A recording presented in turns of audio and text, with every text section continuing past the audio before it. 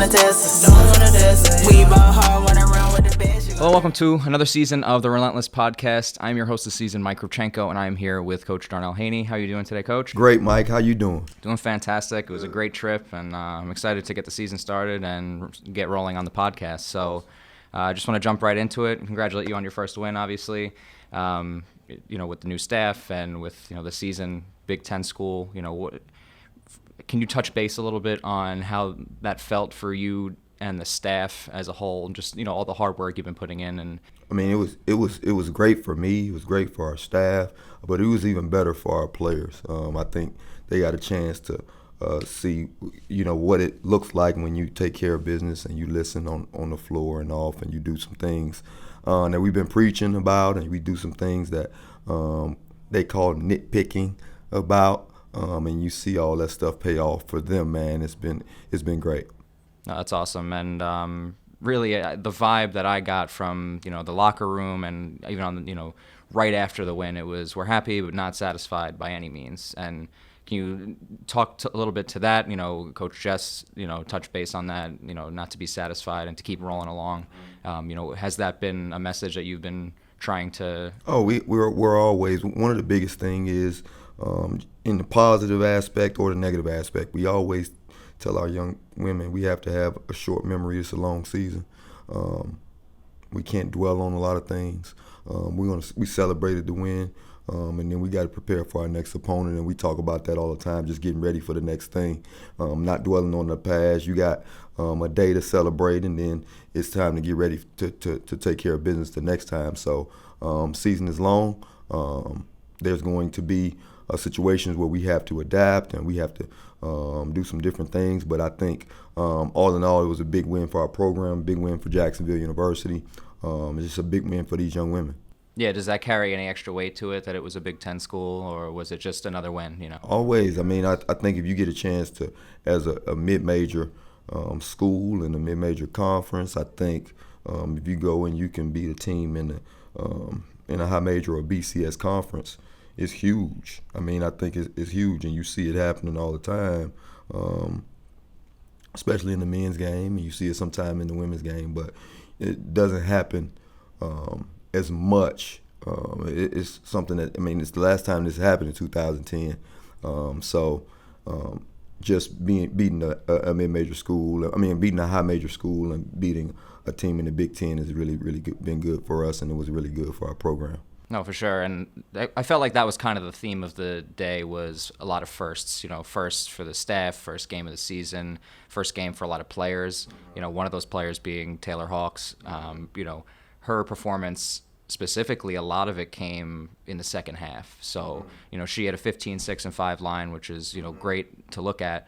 But going into that second half, what were some of the messages that you had and you thought that maybe she picked up on, or the team as a whole really came out, as a different squad? I think one of the biggest things, I think early in the game, I think Taylor was like, I want to say, anxious.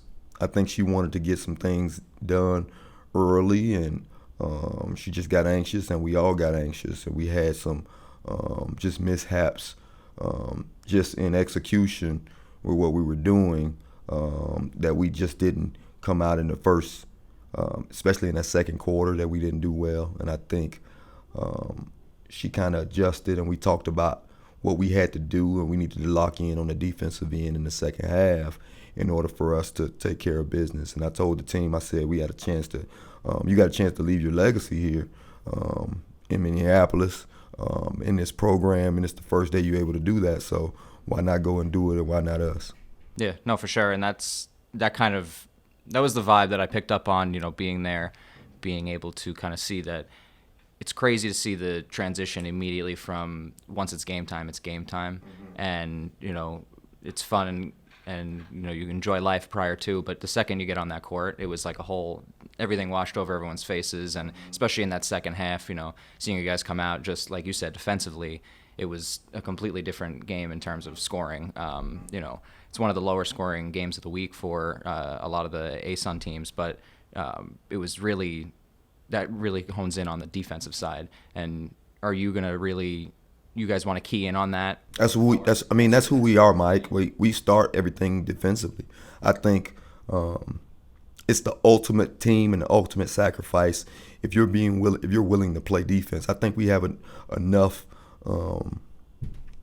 firepower and weapons on the floor that we're going to be able to score some points. But we got to make sure that we're owning in on the team aspect a little bit more. And I think the ultimate sacrifice and the ultimate show of team is if you're going to get in and communicate and defend at a high level. I think you're going to put yourself on the line to be in the right position. And I think that's one of the things we talk about in our standards. One of them is control the controllables. And I think defensively you can control that more than you can control making shots. So one of the biggest things that we talk about, and probably the biggest thing and the first thing we talk about is, outside of playing as one, is the defensive end of the floor. And I think the ultimate show of playing as one is being a good defensive team.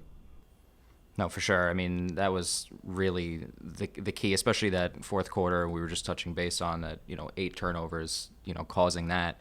And that translates to points, absolutely. And really the fast break for Taylor after a few steals. And, are there any other key components of the team? Now you have Taylor here, and, who are some other players that we can look out to going forward?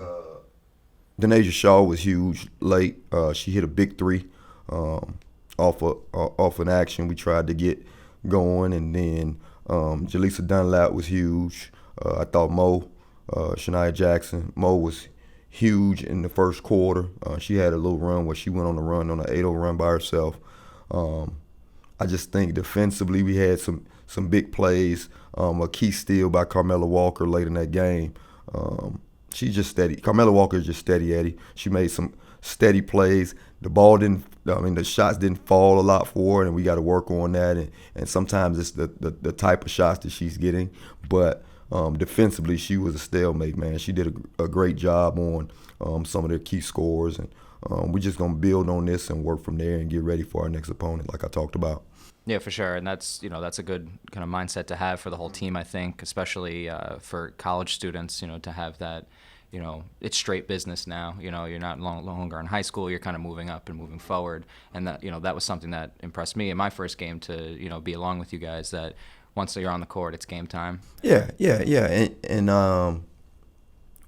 one of the things I like to do is we're going to have fun now. But when we on that floor, we're going to take care of business. Yeah. So, you were with us at dinner, right? And we was able to get to dinner, and we was able to fellowship and do things together. And it's not about basketball then, right? It's about family. But when we step on that floor, we taking care of business as a family. So that's what we harp on. That's what we're going to hang our hat on, and we're going to make sure that we have a short memory on it's go time. When it's go time, it's go time.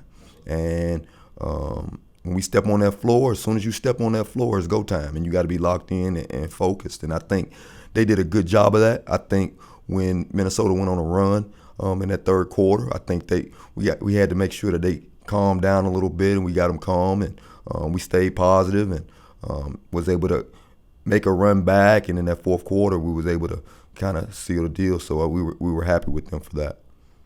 Yeah, that's great. And to transition a little bit into the family aspect and going out and having dinner, I noticed that, that hasn't been a thing, obviously, during COVID and, the last couple of years. So how did that feel, kind of being able to? I mean, it was the best. I think not being able to do that, not being able to build chemistry with our girls, especially in our sport, chemistry is built because, and people will sacrifice for you because you've spent time with them and you love them, right? So if they sacrifice, if you sacrifice enough, you'll win some basketball games, right? So locking in, sacrifice sometimes can be making sure I pay attention and scout. I know what they're doing, and I'm making sure that I do what I have to do on the floor to make sure that we're successful. Sacrificing could be where, my teammate isn't shooting the ball well, so I need to go in the gym with them and shoot it. But if they know you care and you're gonna put time in with them, that's huge. with COVID, we didn't get a chance to spend a lot of time together, right? Everybody was in their own room. We would have to do dinner. Everybody taking box lunches or box dinners to their room, and they're eating and they're secluded. So when you're on the floor, how can we tell them to come together and be one if they haven't been one all year?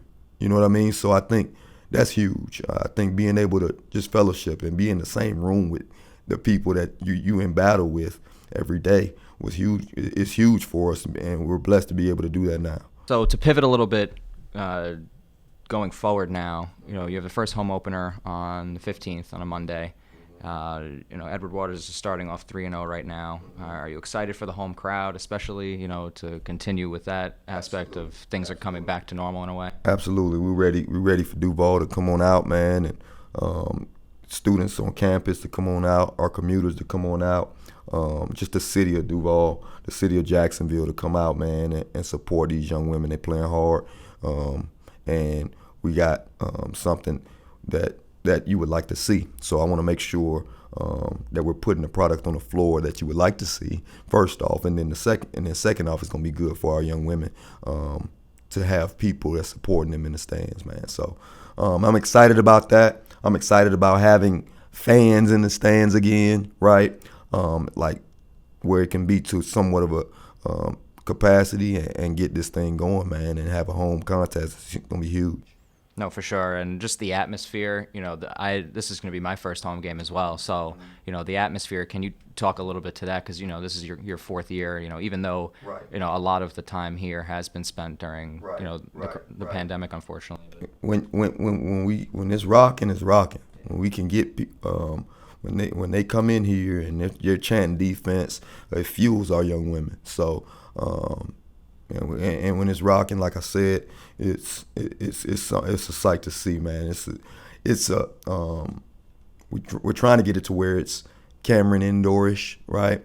But at the same time, man, the students that come in, the fans and the families that come out and support, it's been good. And then our staff that handles the events, they do a great job of making it engaging. Engaging the fans, engaging the fan base, and a lot of that stuff happens maybe at halftime when I don't get a chance to see it. But it's a sight to see, man. And if you're in Duval on Monday, the 15th of November, we need you in the stands, man, to come out and check that game out and come out and support your Dolphins. For sure, and especially a team that the ASUN isn't giving much credit to going into the season. The preseason, they're very focused on what's happened in the recent past. They just kind of overlook Jacksonville in a way, and to come out in the first game, it made an impact online. I'm not sure if you were privy to Twitter but it made an impact. It made an impact at the Minnesota school, made an impact here.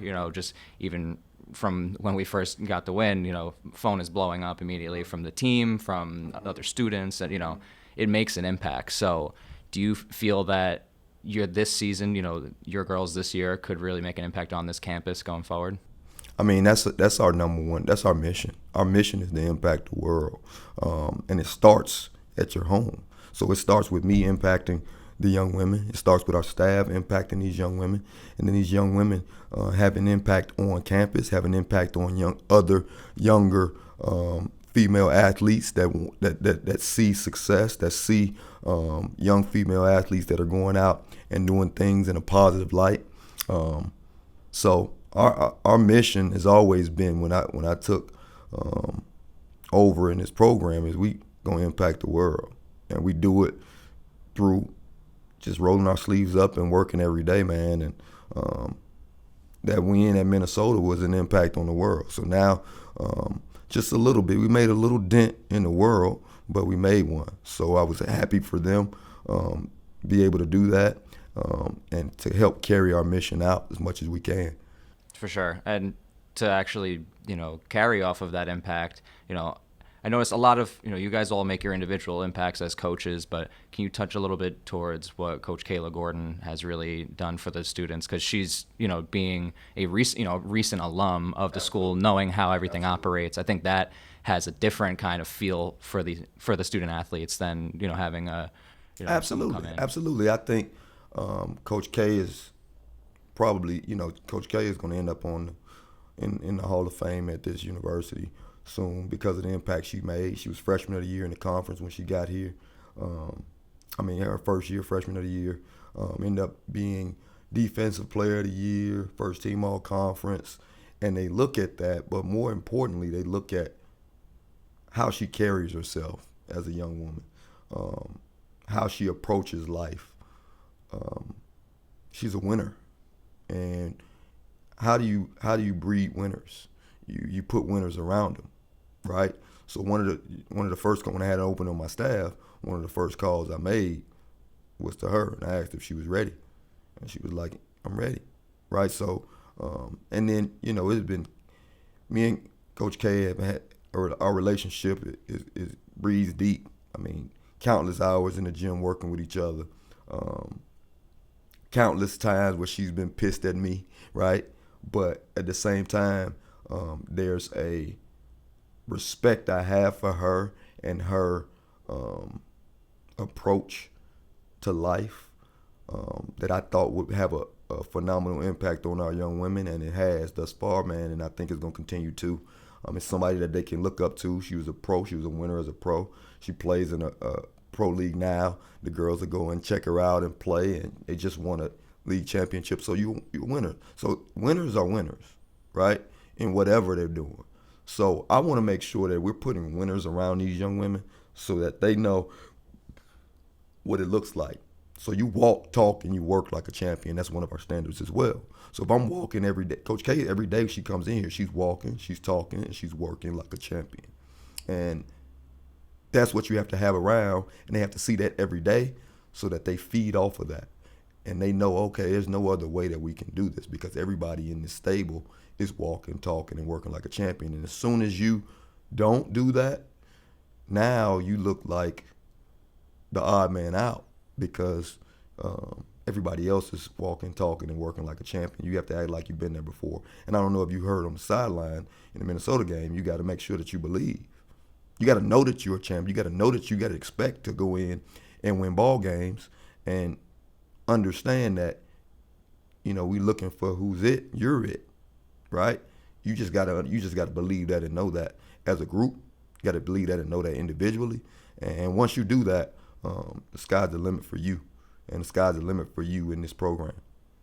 That's great, and that goes beyond basketball, beyond Absolutely. everything, in the classroom for them, and even just as individuals themselves, and even the staff, here around. Just having that atmosphere and that vibe, I think, is going to be a huge, make a huge impact here. Absolutely. Can you now? How is the difference between your previous 3 years into this year? Do you feel that's really elevated the? Do you think the vibe has really been elevated by bringing in, the new staff and maybe some new players? Or I'm not gonna say the vibe has been elevated. It has. I'm not gonna say that. What I'm gonna say is when you say you expect, like a lot of people expect like certain things from certain people and certain things from certain programs and certain things from whatever the case may be. But when you, like, this is our North Carolina, this is our Duke, this is our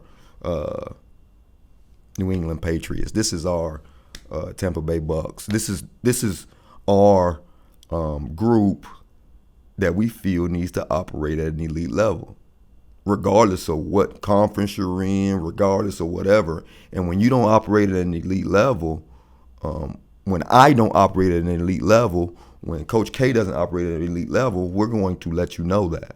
And we're going to hold you accountable for that. So operating at an elite level, we have levels in this program. The girls like to go in the 0.5s. We got 1 through 5. And if you're operating, so I'll tell a young lady, like today you were a level 2 in practice. That needs to get better because the standard is level 5. So you want to go and get level 5. You want to seek level 5 every single day. So if you're operating at a level 2 today, we got to do something for tomorrow to make sure we're not at a level 2 or level 1. And then the girls start calling each other out. And then they'll call me out. Like, I remember one practice, Taylor was like, we were down some bodies. And Taylor was like, we were doing the drill that I think kind of went over. And Taylor was like, hey, coach, we didn't have enough bodies. You need to, you should have known that. I'm like, you know what? Damn, you're right. You know what I mean? Like, I should have known we didn't have those bodies. So she's holding me accountable like, you're not operating at a level 5, dude. So that's the stuff, like, I crave on that stuff. Like, I love that because I want to operate on a level 5. And then I'll tell her, like, listen, in that first half, I'm like, you're not playing right? Right now you're at a level 2. So at halftime, she puts that in her brain, and she knows that it's coming from a place of love. So now she comes out and she knows how to operate. So we'll tell them and just let them know, like, you're not operating at that level. And if you're not operating at the level that we need you to operate at, there's something wrong. And especially at stuff that you can control. Yeah, absolutely. I mean, and accountability is one of those things that you can control, and that facilitates growth, whether it's holding yourself accountable, each other accountable, and that's been huge. That open line of communication, I think, from my perspective, has been really impressive to see, is that, from coaching to players individually, like, they have the open line of communication, and I think that's huge, and we'll see that, kind of build upon throughout the season. Yeah, and we're still building on it, man. We're still building on it. We're still growing with it. I think it's all part of this whole ordeal, man. Like I said, the season is a marathon. It's not a sprint. So we got to make sure we get ready for the next deal and get ready for the long haul. Because we're playing a long game here, man. We're not playing one-hit wonders, man. Not Trinidad James. You know who Trinidad James is? All right, look up Trinidad James. He's a one-hit wonder, man.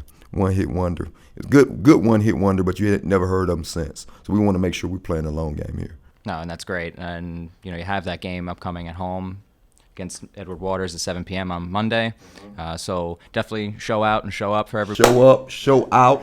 We need you in the gym. That's huge. Definitely want to get Swisher rocking, especially for the first game. And just to kind of pivot to a more, I noticed at the end of podcast. Oh, yeah, we talk about food, baby. Yeah, food, whether it be food or I'm a big music person. Nice, so nice. I would like to bring that, around. So if you could give one music artist for the listeners and the viewers to get through the weekend, either party on, whatever the vibe is for the weekend, give them a vibe for the weekend going into this game. Okay, let's see what we got for the weekend. Listen, I'm going to be honest with you, man. Like, I'm going to be honest with you. I'm a trap music guy, man. We're going to listen to, in practice, we're going to listen to a little Money Bag, right? We're going to listen to a little Money Bag, yo. We're going to listen to a little, I'm a Ross guy. Okay. We're going to listen to a little Ross. We had practice Sunday. We're going to, I can flip it on you. I can go gospel. We can listen to gospel. Take it to Ross. We can take it to Kurt Franklin. We can take it to Beyonce, right? So I'm very versatile. My favorite probably rapper right now is Ross. So I just want to thank you all for tuning in for this first episode of the Relentless Podcast. I appreciate you, Mike, for doing this. Welcome to the family.